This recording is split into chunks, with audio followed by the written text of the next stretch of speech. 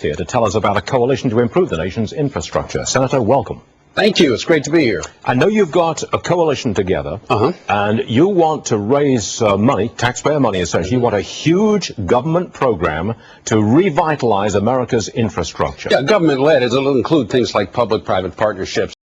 It's the Alliance for Improving America's Infrastructure. The National Association of Manufacturers, which represents like 11,000 members, is putting this together. We expect a broad coalition. And we've launched our website this week, pending Memorial Day, GetAmericaMoving.com. Okay, now how much, Senator? How much money are we talking? We're talking hundreds of billions.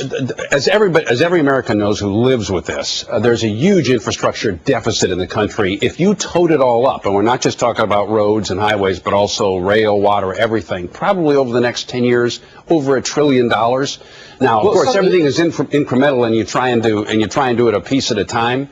But that's a deficit. See, there's one thing I tell Stuart, we're paying for that every day. This isn't like some discretionary consumer You're talking item. about hundreds of billions of taxpayer dollars. Forget what the private contribution is going to be. Hundreds of billions of taxpayer dollars that are going to go, you want it to go into infrastructure. Yeah. The money's not there, Senator. Well, what's not there is the ability to continue with the deficit that we now have. I mean, we're in a situation like a homeowner who comes in, got a big hole in his roof. And this is the situation the federal government's in. The federal government's saying, well, gee, should I fix it or not? Well, it gets worse if you don't fix it. I mean, American jobs depend on this, safety, economic growth.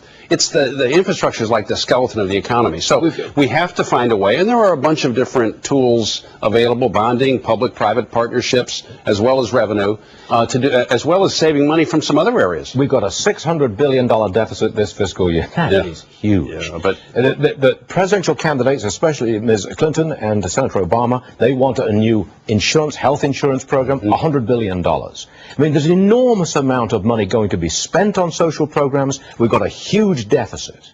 And here's another way to look at the money's not there. I used to argue with people in the Senate about this because you can really turn that around. Here we're spending all this money and borrowing all this money. The federal government does. It's the only entity in the country, public-private, that'll do this. It borrows all this money, long-term debt, to pay short-term expenses, many things that are discretionary.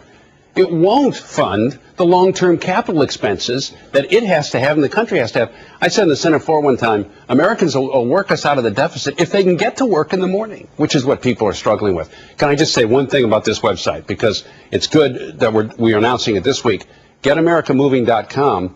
Log on the website when you're traveling over Memorial Day. I want to say to folks out there, and email to us through your cell phones the worst infrastructure problem in your country, in your area. We'll make sure that gets through to the Congress. Try this for size. Yeah. Would you allow drilling in Anwar if we had substantial amounts of money from that drilling flowing into America's coffers to build the infrastructure you're talking about? I'm going to answer, but I got to take off the Alliance cap and put on the Jim Talent cap. Yes, you do indeed. Yes, because the Alliance deals with Would you drill in Anwar? I was a strong supporter of that. Would you drill offshore California? Oh, yeah, I was always a strong supporter off the East Coast?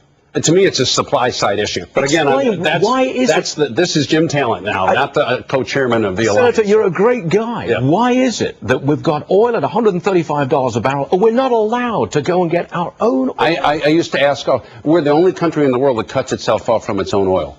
I mean, does anybody else do that? No. Or natural gas or the rest of it. And to me, it makes no sense. But let me just say this. If we're going to drive up energy costs, we've got to do something for the economy to lower costs for manufacturers, for farmers who have to get goods and services. The fact that we've done one thing that you and I think is not the right thing to do doesn't mean we should not do the thing that is the right thing to do. Former Senator Talent, we appreciate you being with us. Varney at foxbusiness.com. Comment, please.